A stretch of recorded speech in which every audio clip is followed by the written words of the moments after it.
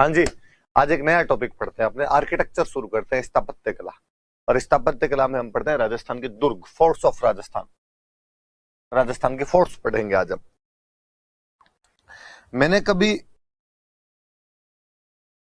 History की क्लासों में आपको बताया होगा कि राजस्थान में 6 किले ऐसे हैं, वो भी 6 पर्वतीय किले, 6 हिली फोर्ट्स, जिनको की यूनेस्को की वर्ल्ड हेरिटेज लिस्ट के अंदर शामिल किया हुआ है। और वो 6 किलों के मैंने नाम और बताए थे आपको कि वो किले हैं गागरोन, चित्तौड़, कुंभलगढ़, रणथंभौर,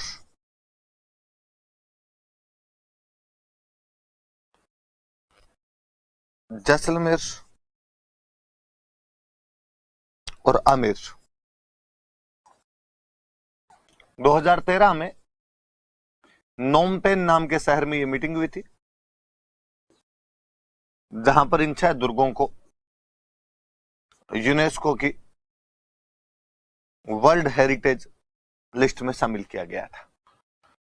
तो राजस्थान के 6 किले ऐसे हैं जो यूनेस्को की वर्ल्ड हेरिटेज लिस्ट में शामिल किए गए। 6 हिली फोर्ट्स है, 6 पर्वतीय किले हैं। गागरोन है, चित्तौड़ है, कुंभलगढ़ है, रणथंभौर है, जैसलमेर है और आमेर। इनको 2013 में नोमपेन शहर में यूनेस्को की मीटिंग हुई थी, जिसमें इन 6 किलों को, राजस्थान के 6 किलों को वर्ल्ड हेरिटेज लिस्ट या विश्व विरासत सूची में शामिल किया गया था।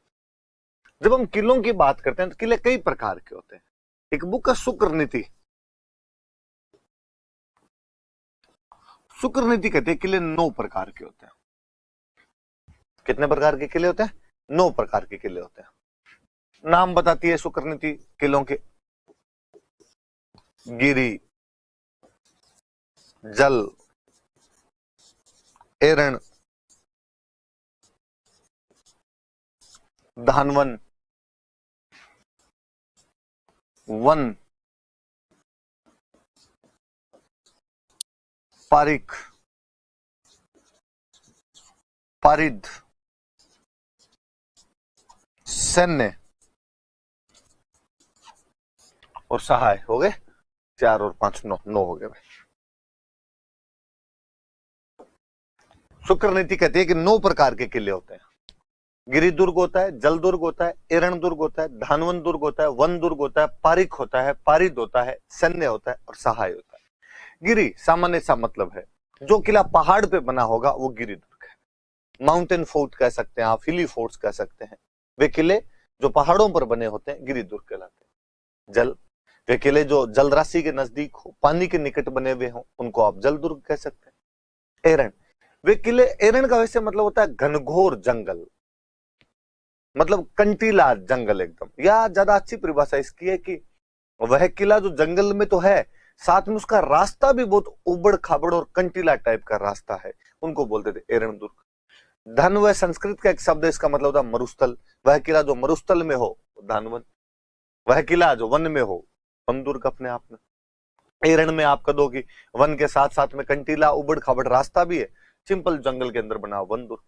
जिसके चारों तरफ खाई है, ख से याद रखना, जिसके चारों तरफ खाई बनी हुई है, ट्रेंच बनी हुई है, उस किले को अपने कर देंगे पारिक। जिसके चारों तरफ परिधि, ढ से याद रखना, परिधि, रैम्पार्ट, परकोटा बना हुआ है, जिसके चारों तरफ रैम्पार्ट बना हुआ है, उस किले को कर देंगे अपने पारिध। परिधि बन रखी है जिसके चारों तरफ परकोटा बना हुआ है।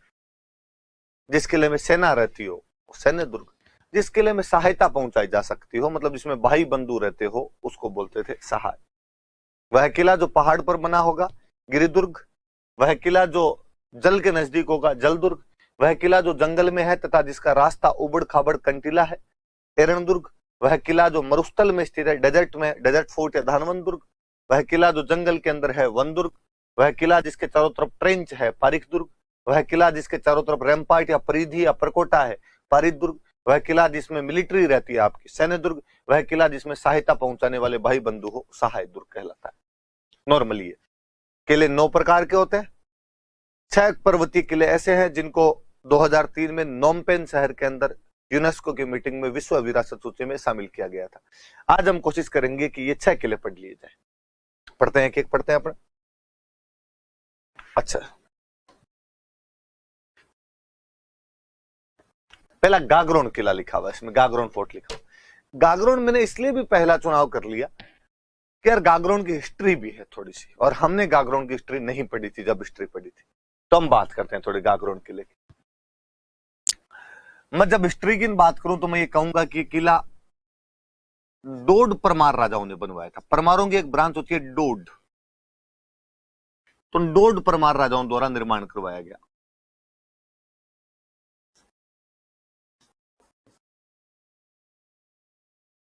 डोड परमार राजाओं द्वारा इसका निर्माण हुआ, इसलिए इसका नाम है डोडगढ़। यह स्थानीय भाषा में इसको बोलते थे दुल्लरगढ़। डोड परमार राजाओं ने निर्माण करवाया इसलिए डोडगढ़ कहा जाता है, या इसे दुल्लरगढ़ भी कहा जाता था। डोडो में एक राजा हुआ बिजल देव डोड, और उस बिजल देव डोड को एक खिंची राजा हरा देता है, देवेंद्र सिंह खिंची। खिंची चौहानों की एक ब्रांच थी।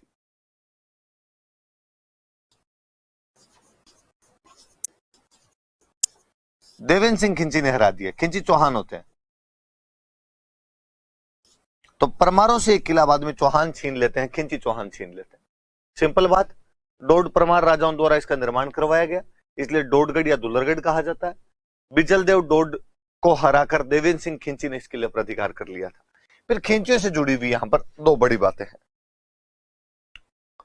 खिंचियों से जुड़ी हुई एक बात मैंने आपको पढ़ाई थी, वो ये थी कि प्रताप सिंह खिंची यहाँ के राजा थे, जो बाद में संत बन जाते हैं और संत पिंपा के नाम से लोकप्रिय हुए थे। वो अपने छोटे भाई अचलदास खिंची को राज्य सौंप के चले जाते। मैं उन अचलदास खिंची की बात करना पसंद करूंगा। तो यहां पर एक राजा हुए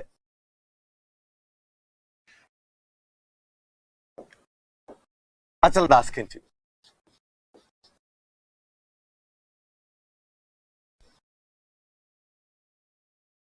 अचलदास खिंची के टाइम में 1423 में, उधर देखो बराबर में लगता था मालवा, आपके गागरोन झालावाड़ के अंदर पड़ता है, झालावाड़ के बराबर मालवा लग जाता है आपका। 1423 में मालवा का सुल्तान था होसंग शाह। होसंग शाह आक्रमण कर देता है। होसंग शाह का आक्रमण हुआ।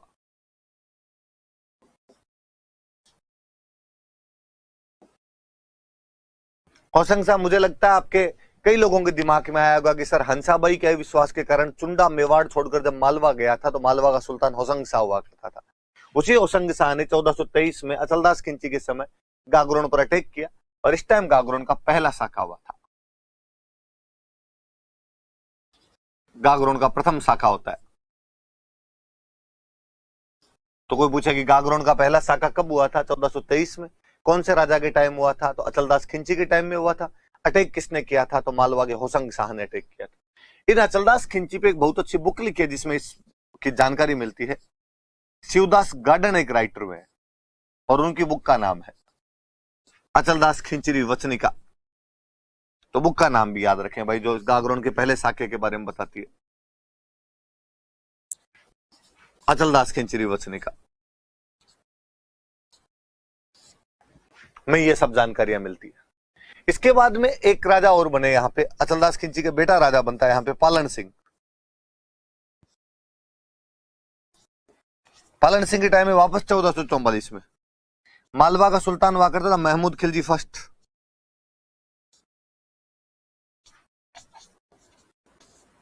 महमूद खिलजी फर्स्ट का आक्रमण होता है। महमूद खिलजी फर्स्ट फिर मालवा का राजा।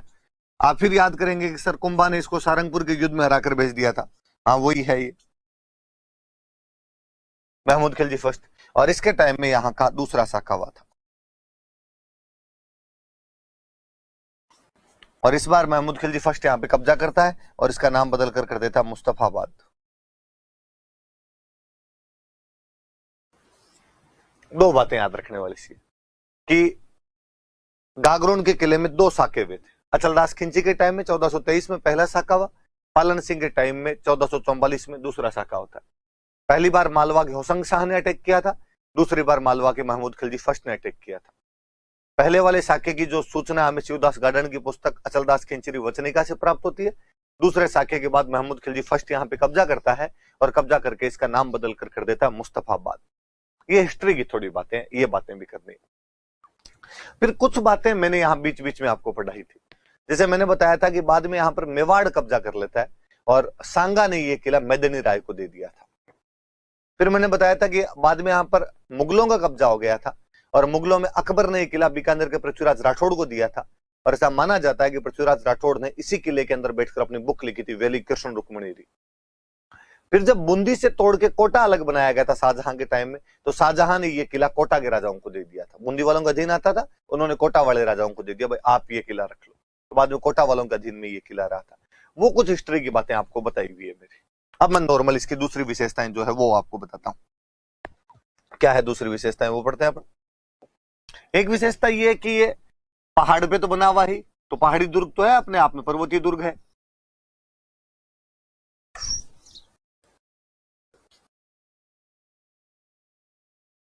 पहाड़ी दुर्ग है और पहाड़ पे भी बिना नींव के बनाया हुआ, सीधा चट्टान पे खड़ा किया गया, विदाउट फाउंडेशन, बिना नींव, नींव नहीं है नीचे, सीधा सीधा चट्टान पे खड़ा कर दिया। ये जल दुर्ग भी है, पानी के पास में भी है। दो नदियां निकल रही है पास में से, एक नदी है काली सिंध और एक नदी है आहू। तो कौन कौन सी नदियों के संगम पर स्थित है, तो काली सिंध और आहू नदियों के संगम पर स्थित है। ये एक माउंटेन फोर्ट या हिली फोर्ट भी है, ये एक वाटर फोर्ट भी है। पहाड़ी दुर्ग है, बिना नींव के सीधा चट्टान पर रॉक पर खड़ा कर दिया गया है। जल दुर्ग है, काली सिंध और आहू नदियों के किनारे बना हुआ है। ये परकोटा इसके चारों तरफ, आप कह सकते हो कि उस हिसाब से ये पारित दुर्ग भी है। जालिम सिंह झाला ने परकोटा बनवाया था, इसलिए इसे जालिम कोट कहते हैं। जालिम कोट कहा जाता, जालिम सिंह झाला ने परकोटा बनाया, कहते तिहेरा परकोटा है, 3 लेयर है। जालिम सिंह झाला ने इस परकोटे का निर्माण करवाया था। आप और यदि थोड़ी सी ज्योग्राफी जानते हो तो आप जानेंगे कि ये जंगल के अंदर है, गागरोन का अभ्यारण्य है बाकायदा, तो जंगल के अंदर हो रहे,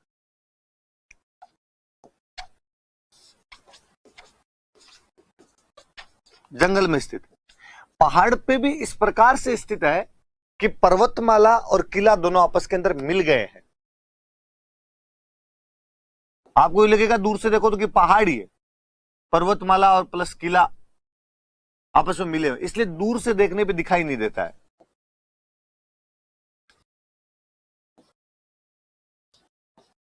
दूर से देखने पर दिखाई नहीं देता।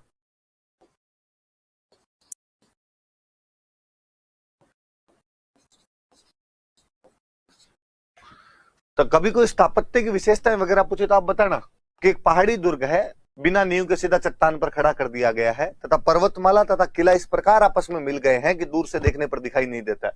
ये काली सिंध और आहू नदियों के किनारे स्थित है, इसलिए एक जल दुर्ग का अति उत्तम उदाहरण है। आप लिखना कि इसके चारों तरफ तिहेरा परकोटा बना हुआ है, जिसका निर्माण जालिम सिंह झाला ने करवाया था, इसलिए उसे जालिम कोट कहा जाता है। ये जंगल के अंदर स्थित है, बहुत ही एक उबड़ खाबड़ रास्ते पर उस टाइप से हो रहा है अपने आप के अंदर एक। तो ये थोड़ी सी इसकी विशेषताएं बता। फिर वास्तव में किलों में जो सवाल अपने से और पूछे जा सकते हैं, वो सवाल ये होते हैं कि इसमें इमारतें कौन कौन सी बनी हुई है, यहाँ पे कौन कौन सी बिल्डिंग्स है।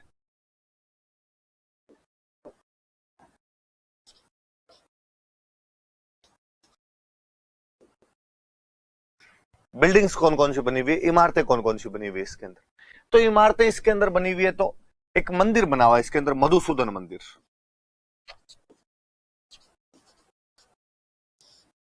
मधुसूदन मंदिर, ऐसा कहा जाता है कि इसका निर्माण कोटा के राजा दुर्जन साल ने करवाया था।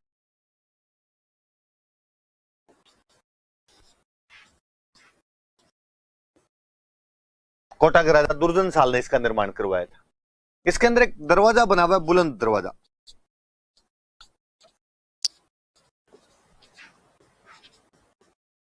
ऐसा कहा जाता है कि जो बुलंद दरवाजा है ये औरंगजेब ने बनवाया था।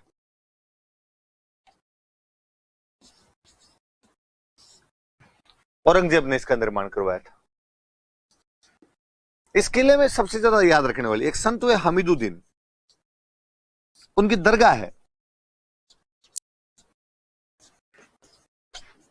संत हमीदुद्दीन, या उनको कहते हैं मिठे सा।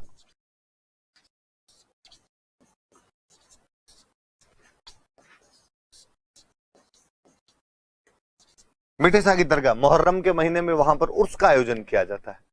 तो संत हमीदुद्दीन या मीठे शाह की दरगाह भी बनी हुई है। कोटा वालों को जब ये किला दे दिया गया था तो कोटा वालों की इसमें टकसाल थी।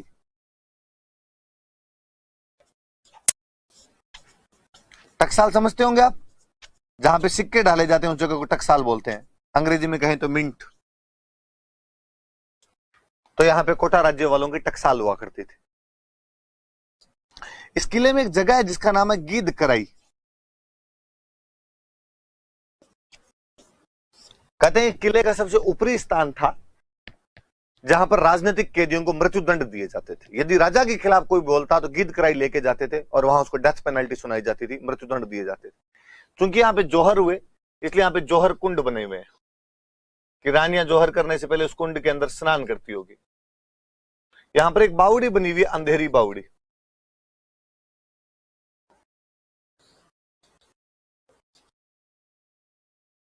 तो ये इस किले की मुख्य मुख्य सी इमारतें। वापस देखना क्या क्या है। कोटा के राजा दुर्जनशाल ने यहाँ पर मधुसूदन मंदिर बनवाया था। मुगल बादशाह औरंगजेब यहाँ पर बुलंद दरवाजा बनवाता है। ये याद रखना कि संत हमीदुद्दीन या मीठे शाह की दरगाह है यहाँ पर। कोटा राज्य की टकसाल हुआ करती थी, कोटा वाले अपने सिक्के बनाया करते थे। यहाँ पर गीद कराई नाम की एक जगह है जो किले में सबसे ऊपरी स्थान है, जहां पर पॉलिटिकल प्रिजनर्स जितने भी होते, राजनीतिक कैदी जो भी होते, उनको मृत्युदंड दिए जाते थे। यहाँ पर जौहर कुंड बना हुआ है, यहाँ पर एक अंधेरी बावड़ी बनी हुई है। ये सब हम गागरोन के किले की बात कर रहे थे।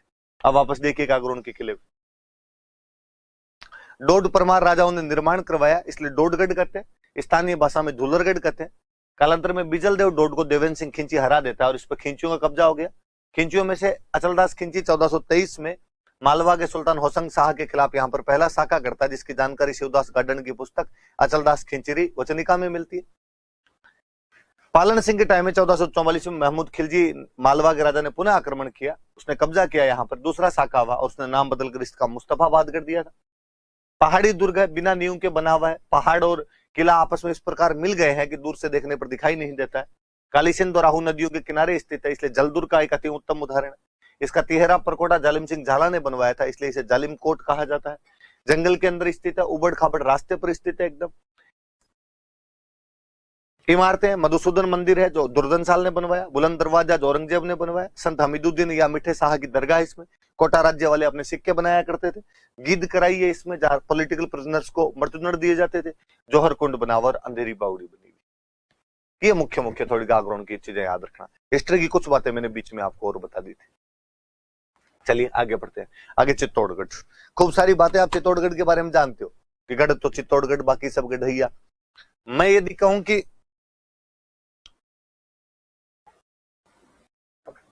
चित्तौड़ का किला राजस्थान का गौरव है, प्राइड ऑफ राजस्थान है, तो किसी को कोई आपत्ति नहीं हो सकती इस बात।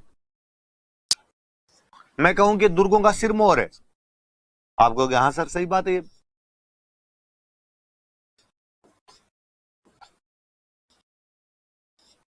कि सभी दुर्गों में कोई सबसे अच्छा दुर्ग कोई अपना बना हुआ है राजस्थान का, तो वो कौन सा है? तो चित्तौड़ का है। दुर्गों में सबसे अच्छा दुर्ग है, राजस्थान का गौरव कहलाता है अपने आप के अंदर। तो दो बातें तो ये याद रखना कि दुर्गों का सिरमौर कौन से किले को कहा जाता है, क्राउन फोर्ट कौन सा है अपना, तो चित्तौड़। राजस्थान का गौरव किस किले को कहा जाता है, तो चित्तौड़। दुर्गों में तीर्थ स्थल है कि साहब चित्तौड़ आओ तो धोख लगा के जाओ। दुर्गों का तीर्थ है अपने आप के अंदर, दुर्गों का तीर्थ स्थल है। गढ़ों में सबसे मुख्य गढ़ है, तो कुछ ही कहो आप, खूब सारी विशेषताएं हैं चित्तौड़ किले। चित्तौड़ किले के बारे में एक थ्योरी तो यह है कि ये भीम ने बनवाया था। पांडवों में जो भीम था उसने निर्माण करवाया था। पौराणिक कहानियां तो यह कहती है कि इसका निर्माण भीम ने करवाया था, या फिर यह कहा जाता है कि नहीं, ये किला चित्रांग मौर्य ने निर्माण करवाया था। चित्रांग मौर्य के बारे में दो किताबें बताती है अपने को। एक तो गुजरात वाला राजा जो हुआ था कुमारपाल, उस पर एक गुजराती किताब लिखी, सॉरी गुजरात के इतिहास की एक बुक लिखी हुई है कुमारपाल प्रबंध, वो इसके बारे में बताती है। या अपने जो वीर विनोद है श्यामलदास जी वाली,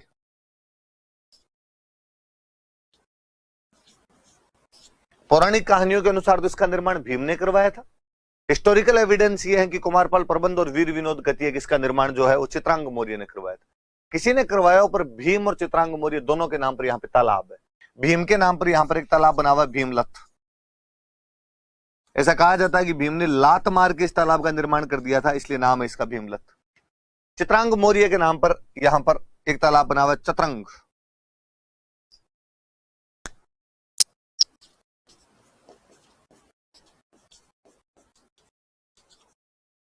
और ऐसा कहा जाता है चित्रांग मौर्य ने निर्माण करवाया, इसलिए इस किले को चित्रकोट कहते थे। जैसे वो जालिम कोट है तो चित्रकोट था, और चित्रकोट से धीरे धीरे नाम बदल के इसका चित्रकूट भी हो गया था। तो चित्रकोट कहिए, चित्रकूट कहिए, एक ही बात। कहते कुंभा बाद में इस किले का पुनर्निर्माण करवाता है। कुंभा ने जीर्णोद्धार करवाया था, रिकंस्ट्रक्शन करवाया था इसका।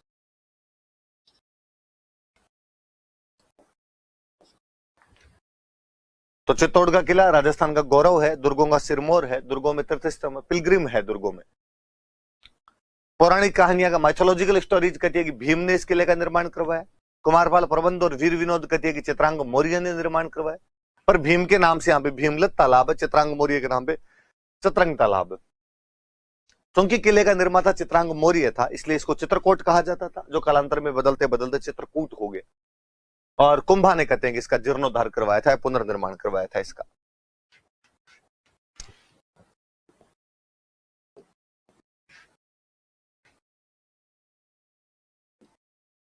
और थोड़ी बातें पढ़ते हैं चित्तौड़ किले के बारे में।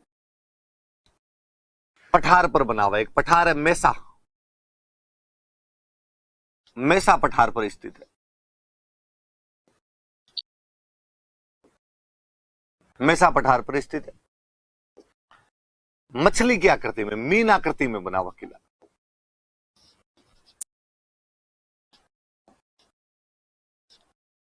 दो नदियां निकल रही है पास में से, गंभीरी और बेड़च। जैसे वो काली सिंधु और आहू के किनारे स्थित है, ये गंभीरी और बेड़च के किनारे स्थित है। मुझे लगता है आपको फिर याद आना चाहिए कि चूंकि ये किला गंभीरी के किनारे बना हुआ है, इसीलिए खिजर खान गंभीरी नदी पर पुल का निर्माण करवाता है। पढ़ा था हमने इस बात को भी, तो ये याद रहे। हम बार बार पढ़ते हैं कि इस किले के अंदर 30,000 लोग रहते थे। एक बार अलाउद्दीन खिलजी कटवा गया था, एक बार अकबर कटवा गया था। ये राजस्थान का सबसे बड़ा लिविंग फोर्ट है, आवासीय किला है। राजस्थान का सबसे बड़ा आवासीय किला।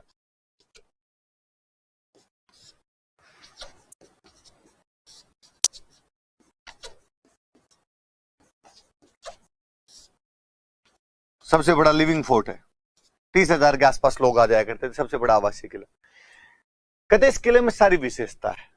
ये किला पहाड़ पर बना हुआ है, गिरि दुर्ग है। ये पानी के किनारे है तो पानी दुर्ग है, इसके चारों तरफ खाई है तो ये पारिख दुर्ग है, ये जंगल में है तो ये एरण दुर्ग है, ये वन के अंदर है तो वन दुर्ग है। इस किले के चारों तरफ परिधि बनी हुई है तो ये बाकायदा पारिद दुर्ग है। इसमें सेना रहती थी तो ये सैनिक दुर्ग है। इसमें सहायता पहुंचाई जा सकती थी, या सहायता करने वाले बंधु बांधव रहते थे, इसलिए सहाय दुर्ग है।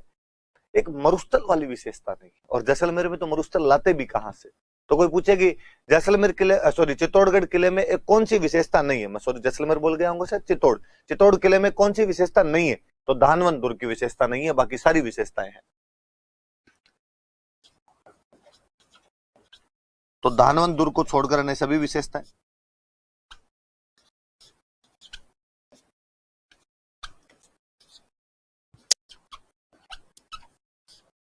अन्य सभी विशेषताएं।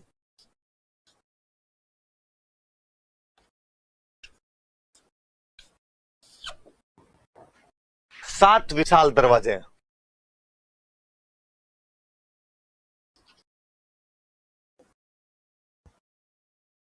सर्पिलेकार मार्ग पर स्थित है।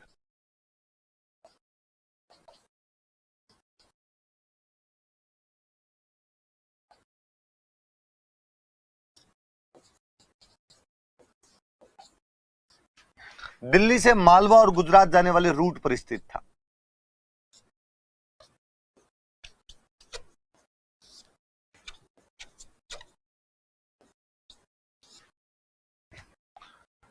अब खूब सारी चीजें हिस्ट्री में अपनी पढ़ी हुई, साकों वाली बातें अब मैं यहां नहीं पढ़ाऊंगा आपको, वो मैंने हिस्ट्री में पढ़ाई थी। 1303 में रतन सिंह के खिलाफ अलाउद्दीन खिलजी का हमला होता है, चित्तौड़ का पहला साका हुआ। 1335 में विक्रमादित्य के खिलाफ गुजरात के बहादुर शाह ने आक्रमण किया, चित्तौड़ का दूसरा साका हुआ। 1568 में उदय सिंह के खिलाफ अकबर ने चित्तौड़ पर आक्रमण किया, चित्तौड़ का तीसरा साका हुआ। किसकी छतरी कहां बनी हुई है, कौन लड़ा था, कौन नहीं लड़ा था, कौन कैसे लड़ा था, सब बातें बताई हुई आपको। वो मैं यहाँ पे दोहराव नहीं करना चाहता, जो बातें वहां बता गया वो वहां ठीक है।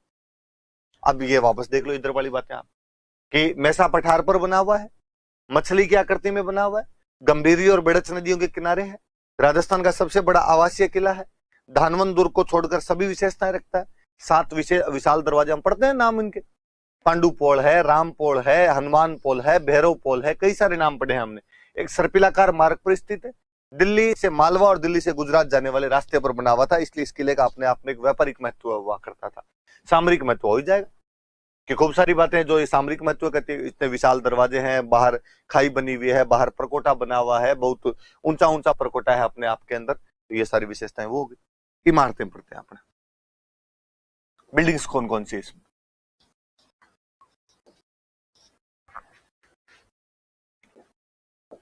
अब कई बिल्डिंग और मैं बता चुका हूं आपको, वापस मैं यहां फिर रिपीट नहीं करवाऊंगा। जैसे मेरी बिल्डिंग बताई, इसमें विजय स्तंभ है, कीर्ति स्तंभ है, दोनों बताई हुई आपको। मेरा बताया कि इसमें कुंभ स्वामी मंदिर बना हुआ है, ये मेरा बताया कि इसमें श्रृंगार चौरी मंदिर बना हुआ है, इसमें अद्भुत शिव मंदिर बना हुआ है, इसमें समिधेश्वर जैन मंदिर बना हुआ है। ये सारी बातें आपको बताई हुई है, यहां पे रिपीट करने का उनको कोई भी मतलब नहीं है। अपने इनके अलावा जो चीजें मैं वो बताना पसंद करूंगा आपको, वो चीजें वहां से आप कॉपी करना। इसके अंदर एक लाखोटा बारी है, इसमें एक नवलखा भंडार है,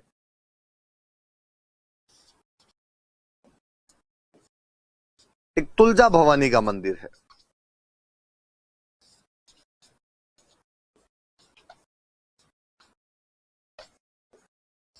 एक कालिका मंदिर है जो कहते हैं किसी टाइम में सूर्य मंदिर हुआ करता था,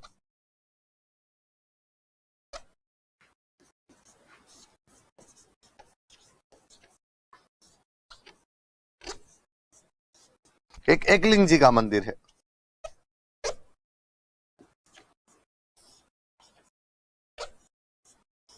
जैनों के 27 मंदिर बने हुए हैं जिनको सतपीस देवरी कहते हैं।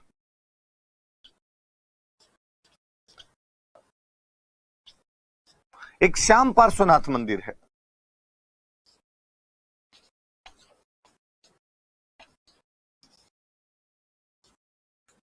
जो यहां कोई मेवाड़ में कोई राजा हुए थे, तेज सिंह, उनकी रानी जी जैतल देवी, उसने इसका निर्माण करवाया था।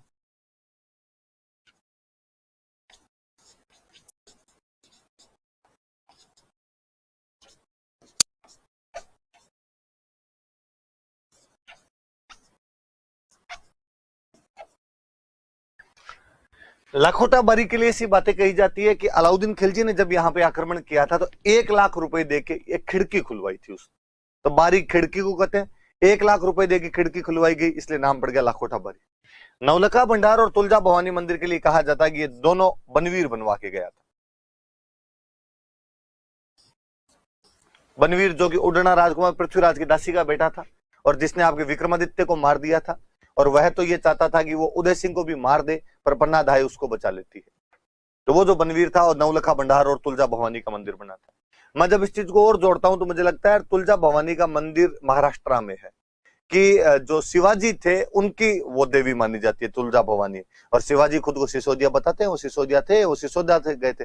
और बनवीर भी जब यहां से भागता है माउली वाले युद्ध के बाद, तो महाराष्ट्र की तरफ भाग जाता है।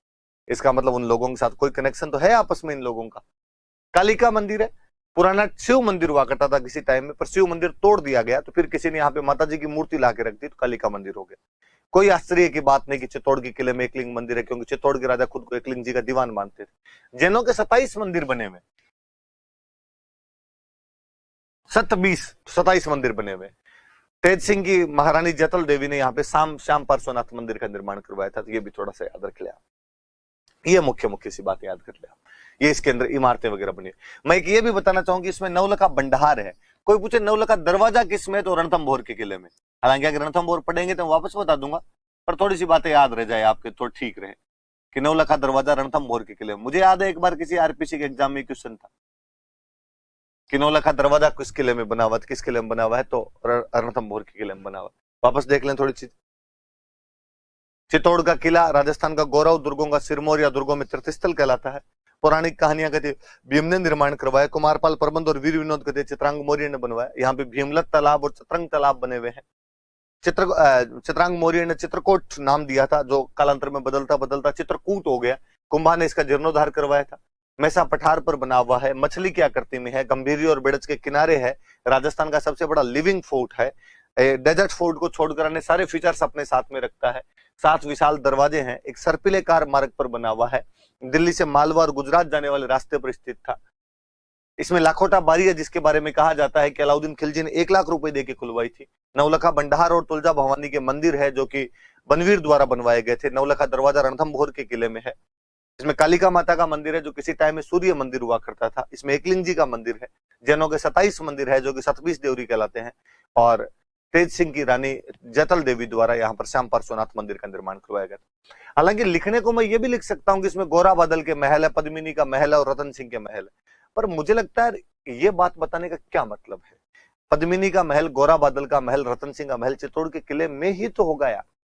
फालतू में फैक्ट याद कर करके हार्ड डिस्क में भरने से क्या मतलब है? पर मैं कई बार लिखवाता नहीं हूँ, क्लास में स्टूडेंट कहता है सर इसमें गोरा बादल वाले महल नहीं गए। ऑब्वियस सी बात है, गोरा बादल चित्तौड़ की तरफ से लड़ते हुए मरे थे, तो उनके नाम के महल यदि कहीं बने होंगे तो कहां बने होंगे? तो चित्तौड़ के किले के अंदर बने होंगे। तो आप थोड़ा याद रखना। बाकी मैंने मोटी मोटी बातें आपको सारी बता दी। आ गया कुंभलगढ़ का किला। कुंभलगढ़ के किले के बारे में खूब सारी बातें मैं आपको हिस्ट्री के अंदर बता देता हूं। जैसे कुंभा ने इस किले का निर्माण करवाया था। इसे मेवाड़ की संकटकालीन राजधानी कहा जाता है। यह मेवाड़ मारवाड़ का सीमा प्रहरी कहलाता है। मंडन इसका वास्तुकार था। इसका सबसे ऊंचा स्थान कटारगढ़ था, जिसे मेवाड़ की आंख कहा जाता है, जो आपके कुंभा का निजी आवास हुआ करता था। फिर इसके अंदर अपने और पढ़ते हैं कि इसमें प्रशस्ति जो लगी हुई है वो महेश ने लिखी थी। उसमें हमीर को विषम घटी पंचानन और कुंभा को धर्म एवं पवित्रता का अवतार और कर्ण और भोज के समान दानवीर बताया गया है। हम ये पढ़ते हैं कि पन्नाध्याय उदय सिंह को लेकर इसी किले के अंदर आकर शरण लेती है। हम ये भी पढ़ते हैं कि प्रताप का जन्म इसी किले में हुआ था और प्रताप का दूसरा राजतिलक इसी किले में किया गया था। हम पढ़ते हैं शाहबाज खान 3 बार अटैक करता है, 1578 में एक बार इसको जीतने में सफल भी रहता है। और तो कुंभलगढ़ के बारे में हमने क्या बातें पढ़ी थी? कुंभा की हत्या कुंभलगढ़ के किले में उसके बेटे उद्दा द्वारा की गई थी। उडना राजकुमार पृथ्वीराज जो है उसकी छतरी यहाँ पर बनी हुई है। तो कुंभलगढ़ के बारे में तमाम बातें अपनी पढ़ी हुई है, खूब सारी बातें पढ़ी हुई है। मैं अब सिंपल सिंपल जो बातें रह गई थी कुंभलगढ़ के बारे में वो मैं आपको बताना चाहूंगा। मैं सीधा सीधा यदि याद करने के पर्पज से इसको बताऊं तो मैं ये बताऊंगा आपको कि इस किले की ऊंचाई कितनी है, इसकी लंबाई के बारे में क्या कथन है, इसकी चौड़ाई के बारे में क्या कहा जाता है। बाकी सब बातें पड़ी हुई है, वो मैं यहां नहीं दोहराऊंगा। फालतू में क्लास का टाइम वेस्ट करना और कुछ भी नहीं, आपको चीजें बताई हुई है। ऊंचाई के बारे में अबुल फजल का एक स्टेटमेंट है।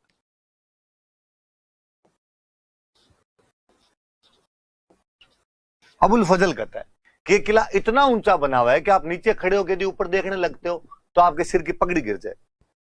अबुल फजल ने कहा कि यदि कोई बंदा नीचे खड़े होकर इस किले की ऊंचाई की तरफ देखे तो आपके सिर पे जो पगड़ी रखी हुई है, आपके सर पे जो टर्बन रखी हुई है, वो गिर जाती है।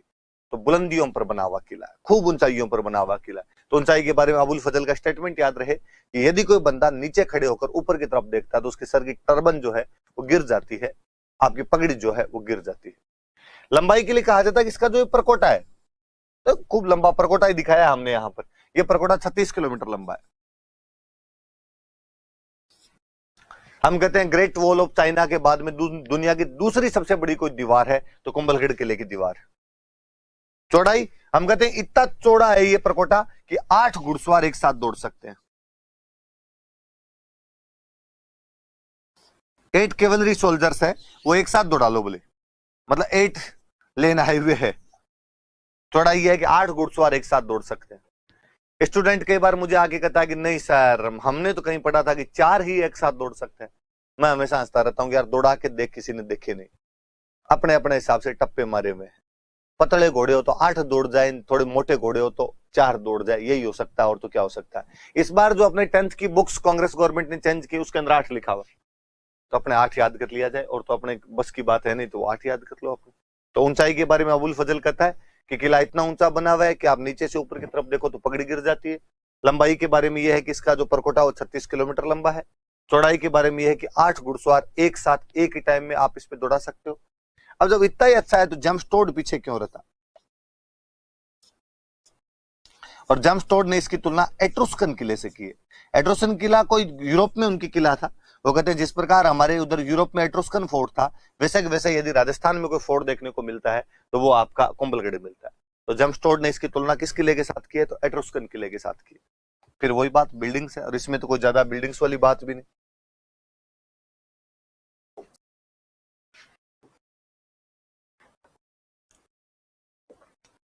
इमारतें कौन कौन सी?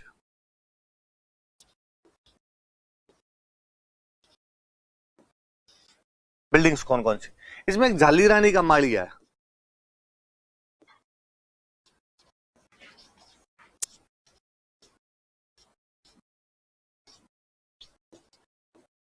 फिर याद करें, मैंने बताया था कि मालदेव की एक शादी पाली में एक जगह पड़ती है खेरवा, वहां की एक झाली रानी से हो रखी थी, स्वरूप थे। मालदेव उसकी बहन से भी शादी करना चाहता था, पर खेरवा का सामंत जो जेत सिंह था, जो स्वरूपदेव का पिताजी था, वो शादी करना नहीं चाहता था। इस चक्कर में उसने शादी उसकी उदय सिंह के साथ कर दी थी, उस झाली रानी की। मैंने कहानी भी बताई थी कि उसके डिब्बे में उसके साथ नागनची माता की मूर्ति चली गई थी, और वहां पे बाद में उदय सिंह उदयपुर में नागनची माता का मंदिर बनवाता है। वो जो झाली रानी थी उसका महल उदय सिंह ने यहाँ पर बनवाया था। तो झाली रानी का माड़िया कर दो, झाली रानी का महल कर दो।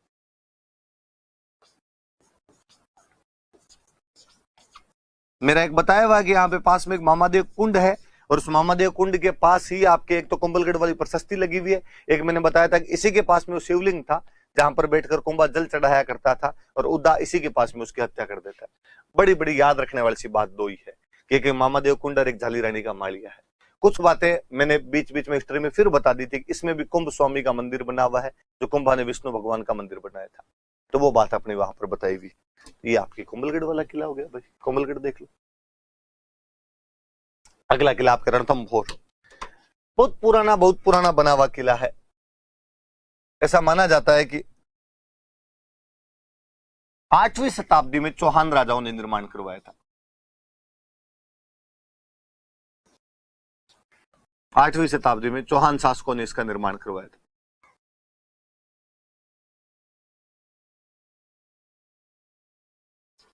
चौहान राजाओं द्वारा निर्मित। और इसी में से एक थ्योरी यह है कि वो चौहान जो राजा जिसने बनवाया था उसका नाम था रणथंभदेव, और उसका नाम रणथंभदेव था, इसलिए किले का नाम रणथंभोर पड़ गया। एक थ्योरी है, सच्चाई इसमें भी नहीं है। एग्जैक्टली अपने को यही याद रखना कि 8वीं शताब्दी में चौहान राजाओं ने इस किले का निर्माण करवाया था। अंडाकार आकृति की पहाड़ी पर है।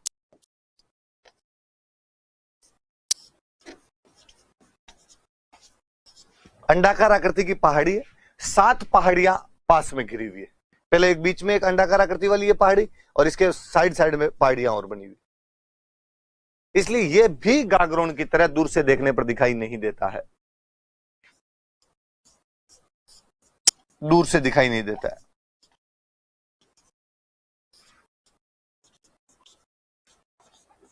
वही गागरोन की तरह जंगल है और पहाड़ पे बना हुआ है, दोनों है।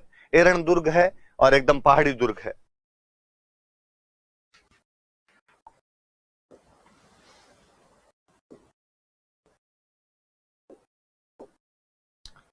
इसलिए अबुल फजल इस किले के बारे में कहता है,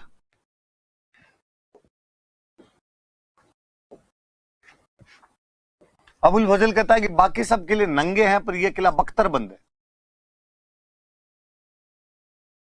अबुल फजल कहता है कि अन्य सभी किले नंगे हैं,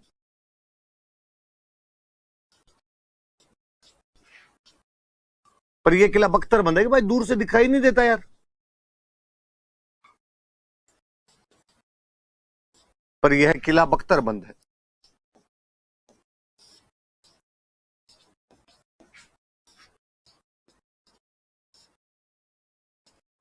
बख्तरबंद का, बख्तर का मतलब होता है कवच, कपड़े, कि बाकी नंगे पर इसने कपड़े पहन रखे। अंडाकार आकृति की पहाड़ी पर है, 7 पहाड़ियों से घिरा हुआ है, इसलिए दूर से देखने पर दिखाई नहीं देता। जबकि ये रणथंभोर के अभ्यारण्य में सबसे ऊंची जगह पर बना हुआ है, वही जंगल में है, उबड़ खाबड़ रास्ते पे है।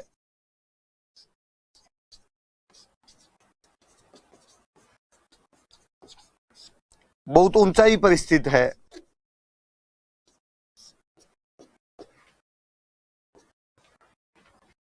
तो कई बार कोई पूछ लेता है रणथंभौर किले का सैनिक महत्व क्या है, तो रणथंभौर किले का सैनिक महत्व अपना, और ये भी दिल्ली से मालवा और गुजरात वाले रास्ते पे आता था।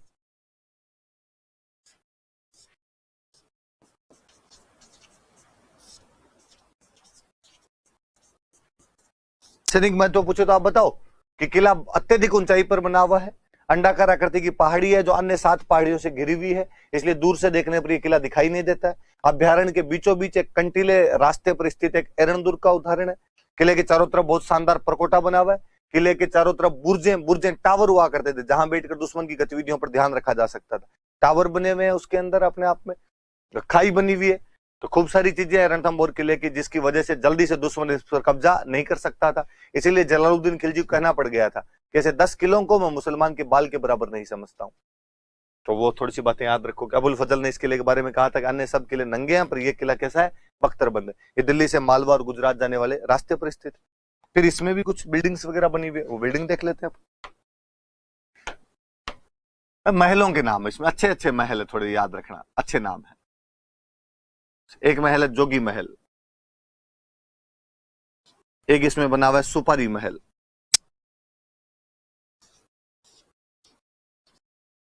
एक अनाज भंडार है जिसका नाम है जोरा भोरा। अकबर अपने सिक्के डालता था इस किले में, अकबर ने कब्जा कर लिया था यहां पे, अकबर की टकसाल है। फिर यहां पे एक पीर बाबा की दरगाह है, पीर सदरुद्दीन की दरगाह है।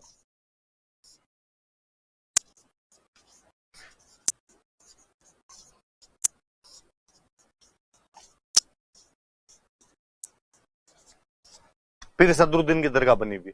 कुछ चीजें फिर मैं आपको बता चुका हूं कि इसके अंदर 32 खंभों की छतरी है जिसका निर्माण हमीर ने अपने पिता जैतर सिंह के 32 साल के शासनकाल की याद में करवाया था।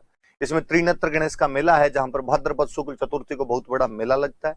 हमीर चूंकि राजा था तो हमीर के नाम से हमीर कचहरी वगैरह ने यहाँ पर कई चीजें बनी हुई। ये थोड़ी चीजें याद रखना कि जोगी महल है, सुपारी महल है, जोरा बोरा नाम का एक अनाज भंडार है, अकबर के टाइम के एक टकसाल है, और पीर सदरुद्दीन की यहाँ पर दरगाह है। गागरोन के किले में जहां पर हमीदुद्दीन की दरगाह है, इसके अंदर पीर सदरुद्दीन की दरगाह। आज अपने 4 किले पढ़ेंगे। विश्व विरासत सूची वाले 2 बच गए अपने, आमेर और जैसलमेर, और बाकी कल जो किले बचेंगे उनको कल और लेंगे अपने। ये क्लास अच्छे से याद करना, आप पुरानी वाली चीजें रिकॉल करके जोड़ना अपने नोट्स में, आप साथ में लिखना। मैं नहीं पढ़ा रहा इसका मतलब आप ये नहीं कि आप लिखो नहीं, आप वापस वहां से रिकॉल करके लिखना उन चीजों को।